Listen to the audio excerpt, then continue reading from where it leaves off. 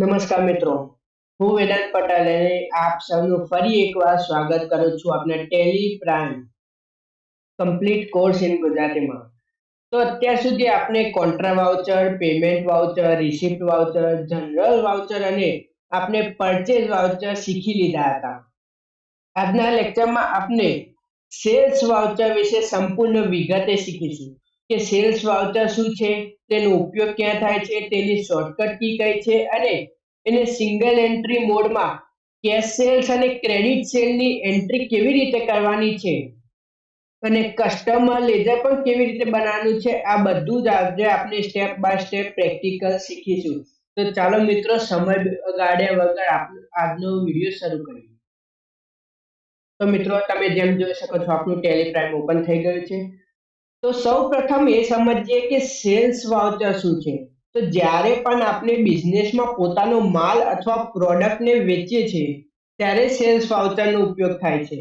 એક વસ્તુ સમજજો કે પરચેઝ વાઉચર એટલે કે જ્યારે આપણે કોઈ પણ પ્રોડક્ટને ખરીદીએ બિઝનેસ માટે ત્યારે પરચેઝ વાઉચરનો ઉપયોગ થાય, અને જ્યારે આપણા બિઝનેસમાંથી આપણે આપણું પ્રોડક્ટ વેચીએ એટલે કે સેલ કરીએ ત્યારે સેલ્સ વાઉચરનો ઉપયોગ થાય છે. સેલ્સ વાઉચરમાં પણ બે પ્રકારના હોય છે, એક કેશ સેલ્સ અને ક્રેડિટ સેલ્સ. તો કેશ સેલ્સ એટલે એવો સેલ્સ એટલે કે ગ્રાહક તરત જ કેશ અથવા બેંક દ્વારા આપણને પેમેન્ટ કરી દે છે, અને બીજું હોય છે ક્રેડિટ સેલ્સ એટલે કે ગ્રાહક આજે માલ લઈ જાય છે પરંતુ પેમેન્ટ હાલ કરતો નથી એટલે કે ભવિષ્યમાં કરશે. તો આ બંને પ્રકારની એન્ટ્રી સેલ્સ વાઉચર દ્વારા કરવામાં આવે છે. અને એક વાત હંમેશા યાદ રાખજો, બિઝનેસમાં માલ વેચીએ એટલે સેલ્સ વાઉચર. તો હવે થોડું પ્રેક્ટિકલ તરફ જઈએ. તો સૌપ્રથમ આપણે વાઉચર ઓપન કરી લઈએ. તો હું તમને ફરી એકવાર બધી શોર્ટકટ કી યાદ કરાવી લઉં. આપણે F4 કરીશું એટલે અહીં કોન્ટ્રા ઓપન થઈ જશે.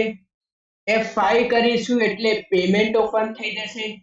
F6 કરીશું એટલે રિસિપ્ટ ઓપન થઈ જશે. F7 કરીશું એટલે જર્નલ ઓપન થઈ જશે.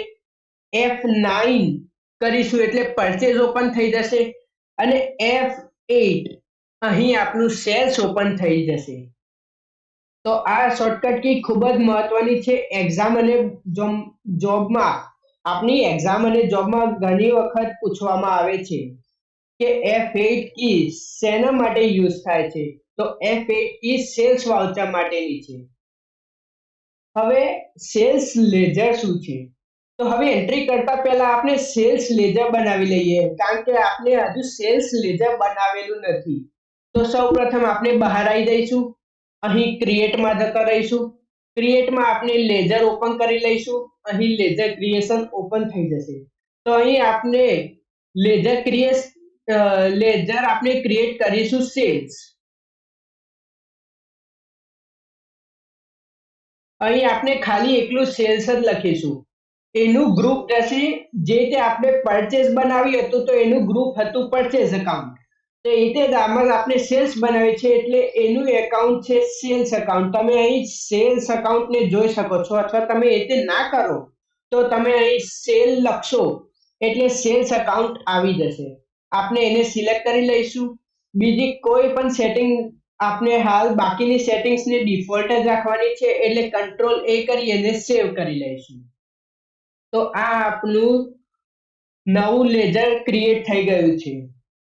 જો તમે પણ અલગ અલગ પ્રકારની સેલ કરો છો તો અલગ અલગ સેલ્સ લેજર પણ બનાવી શકાય. હવે આપણે એક પ્રેક્ટિકલ એક્ઝામ્પલ તરફ જઈએ. તો હવે આપણે ફરીથી એકવાર વાઉચર ઓપન કરી લઈએ અને સેલ્સનું વાઉચર ઓપન કરી લઈએ. તો સૌપ્રથમ પ્રેક્ટિકલ કરીએ કે માનો કે આપણે 35,000 નો માલ કેશમાં વેચ્યો. 35,000 રૂપિયાનો માલ આપણે કેશમાં વેચ્યો. તો હવે આપણે જે તમને પાર્ટી એકાઉન્ટ નામ દેખાય છે એમાં આપણે ચૂઝ કરી લઈશું કેશ. અહીં આપણે ચૂઝ કરી લઈશું કેશ. હવે ડિસ્પેચ ડિટેલ છે. એક વસ્તુ હંમેશા યાદ રાખજો મિત્રો, આપણે પરચેઝ નથી કર્યું, આપણે સેલ કર્યું છે. મીન્સ આપણે અહીંથી માલ મોકલીએ છીએ એટલે ડિસ્પેચ ડિટેલ છે.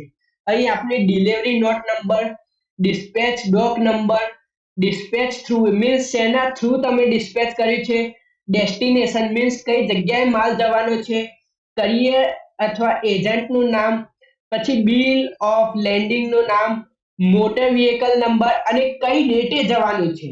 તો તમારે આ બધી ડિટેલ્સ ભરવાની રહેશે. હાલ આપણે આ કોઈ ડિટેલ્સ ભરતા નથી, તો આપણે ઓકે કરી લઈશું. અને જે પાર્ટી ડિટેલ્સ મીન્સ બાયર, જે ખરીદવારો છે, આપણે તો માલ વેચ્યો છે, આપણા જોડેથી જે વ્યક્તિએ માલ ખરીદ્યો છે, જે પાર્ટીએ માલ ખરીદ્યો છે, એ બાયરનું નામ, એનું મેલિંગ નેમ, એનું એડ્રેસ, એની સ્ટેટ, એની કન્ટ્રી, એની જીએસટી રજિસ્ટ્રેશન નંબર અને જીએસટીઆઈએન નંબર જો હોય તો.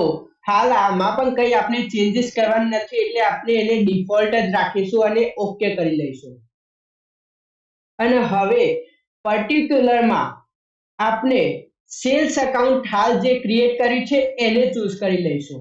એટલે અહીં આપણે હાલ જે સેલ્સ એકાઉન્ટ ક્રિએટ કર્યું છે એને લઈ લઈશું. અમાઉન્ટમાં આપણે 35,000 કરી લઈશું. 35,000.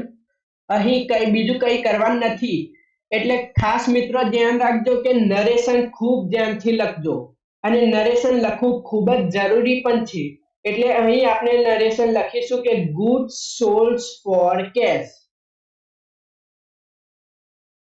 Goods sold for cache.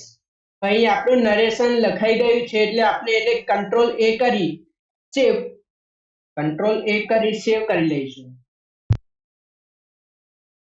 તો અહીં આપણું સેવ થઈ ગયું છે પ્રથમ વાઉચર સેલ્સમાં. હવે આ એન્ટ્રી કેમ આવી હું તમને એ સમજાવું. તો અહીં બિઝનેસે માલ વેચ્યો છે એટલે તરત જ કેશ મળી. સિંગલ એન્ટ્રી મોડમાં અકાઉન્ટ તરીકે કેશ દેખાય છે, પરંતુ ટેલી પાછળથી યોગ્ય અકાઉન્ટિંગ એન્ટ્રી રેકોર્ડ કરે છે, તેથી કોઈ ડરવાની જરૂર નથી. હવે એક બીજું એક્ઝામ્પલ લઈએ ક્રેડિટ સેલ્સનું. તો અહીં આપણે વાઉચરમાં આવી ગયા. તો માનો કે 50,000 રૂપિયાનો માલ આપણે મહેશ ટ્રેડર્સને ઉધારે વેચ્યો. હવે ઉધારે વેચ્યો છે, પણ આપણે મહેશ ટ્રેડર્સનું લેજર જે છે એ ક્રિએટ કરેલું નથી. એટલે સૌ પ્રથમ આપણે મહેશ ટ્રેડર્સ એ મહેશ ટ્રેડર્સનું જે લેજર છે એ ક્રિએટ કરીશું. તો અહીં સૌ પ્રથમ આપણે ક્રિએટ કરી લઈએ મહેશ ટ્રેડર્સ.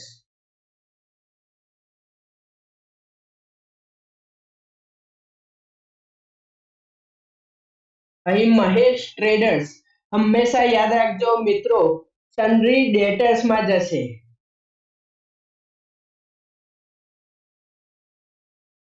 અહીં તમે બે જોઈ શકો છો, સન્ડ્રી ક્રેડિટર્સ અને સન્ડ્રી ડેટર્સ. તો આપણે એમાં ચૂઝ કરવાનું છે સન્ડ્રી ડેટર્સ. બીજી કોઈ પણ સેટિંગને હાલ ચેન્જ કરવાની નથી, એને એમના એમ ડિફોલ્ટ જ રહેવા દઈશું અને કંટ્રોલ એ કરી સેવ કરી લઈશું. અને હવે અહીં ડિલિવરી નોટ તમે ડિસ્પેચ ડિટેલ્સ પૂછવામાં આવે છે. મેં તમને જે પ્રમાણે સમજાવ્યું, ડિલિવરી નોટ નંબર, ડિસ્પેચ ડોક નંબર, ડિસ્પેચ થ્રુ, એ બધું છે એ હાલ આપણે કોઈ પણ યુઝ કરવાનું નથી. અહીં પાર્ટી ડિટેલ્સ મીન્સ બાયર મહેશ ટ્રેડર્સ, તો આપણે એને એ જ રહેવા દઈશું. હવે પર્ટિક્યુલર્સમાં આપણે ચૂઝ કરી લઈશું સેલ્સ. હંમેશા યાદ રાખજો મિત્રો કે પાર્ટી એકાઉન્ટમાં હવે આપણે આ એન્ટ્રી કેમ કરી, કારણ કે ક્રેડિટ સેલ છે.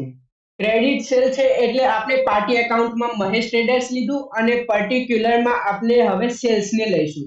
તો અહીં તમે સેલ્સ જોઈ શકો છો, આપણે જે લેજર ક્રિએટ કર્યું હતું. હવે સેલ્સ લઈ લઈએ. અહીં અમાઉન્ટ લખી દઈએ 50,000.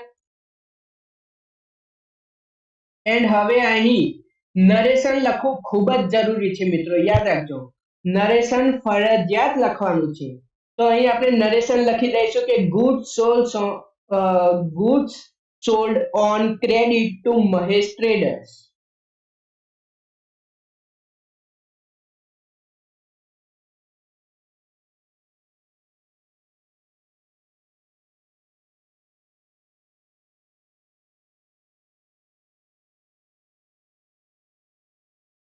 તો અહીંયા આપણે નરેશન લખી દીધું છે કે goods sold on credit two Mahesh traders. હવે એને એક્સેપ્ટ કરી લઈએ. આ આપની બીજી એન્ટ્રી પણ અહીં થઈ ગઈ છે. હવે કેશ સેલ્સ અને ક્રેડિટ સેલ્સ વચ્ચેનો ફરક સમજો. તો કેશ સેલ્સમાં ગ્રાહક તરત જ પેમેન્ટ કરે છે, એટલે અકાઉન્ટમાં આપણે કેશને ચૂઝ કર્યું. પણ ક્રેડિટ સેલ્સમાં ગ્રાહક પેમેન્ટ હાલ નથી કરતો, ભવિષ્યમાં કરવાનો છે, એટલે હજુ પેમેન્ટ બાકી છે. એટલે અકાઉન્ટમાં આપણે કસ્ટમર અથવા તો આપણે કહીએ કે આપણે સન્ડ્રી ડેટરને ચૂઝ કરીએ છીએ. તો આ ફરકને સમજવું ખૂબ જ મહત્વપૂર્ણ છે. ઘણા વિદ્યાર્થીઓ એ ભૂલ એવી કરે છે કે સેલ્સ લેજર બનાવતા નથી, અથવા સેલ્સ લેજર બનાવે છે તો કસ્ટમર લેજરને ખોટા ગ્રુપમાં મૂકી દે છે, અથવા કેશ સેલ્સ અને ક્રેડિટ સેલ્સમાં ગડબડ કરી દે છે. પછી વાઉચરની ડેટ બદલતા નથી, અને મેઇન ટોપિક એ છે કે નરેશન લખતા નથી. તો નરેશન મિત્રો લખવું ખૂબ જ જરૂરી છે. તો આ ભૂલોને હંમેશા ટાળજો.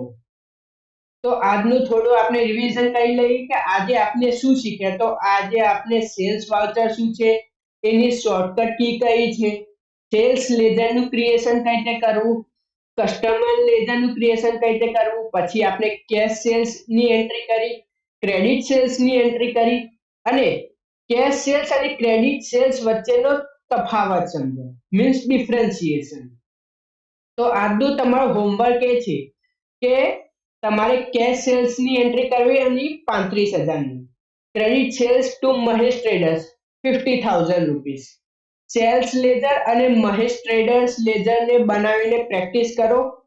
હોમવર્ક પૂર્ણ થયા તમારું હોમવર્ક પૂર્ણ થયા પછી કોમેન્ટમાં જરૂર લખજો કે હોમવર્ક ડન, અને જો કોઈ ક્વેશ્ચન હોય તો કોમેન્ટમાં જરૂર પૂછજો. મિત્રો, આજે આપણે સેલ્સ વાઉચરને સંપૂર્ણ પ્રેક્ટિકલ સાથે શીખ્યા. પરચેઝ વાઉચર અને સેલ્સ વાઉચર બંને ટેલી માટે સૌથી મહત્વના વાઉચર છે. જો આ બંને સારી રીતે સમજ્યા હશો તો રોજિંદા બિઝનેસમાં ઘણી એન્ટ્રીઓ તમને સરળતાથી શીખી શકશો. જો આજનો વિડીયો ગમે હોય તો લાઈક કરો, તમારા મિત્રો સાથે શેર કરો, અને ચેનલને સબસ્ક્રાઇબ કરવાનું ભૂલશો નહીં. નેક્સ્ટ લેક્ચરમાં આપણે purchase return voucher means debit note સંપૂર્ણ પ્રેક્ટિકલ સાથે શીખીશું. ત્યાં સુધી પ્રેક્ટિસ કરતા રહો.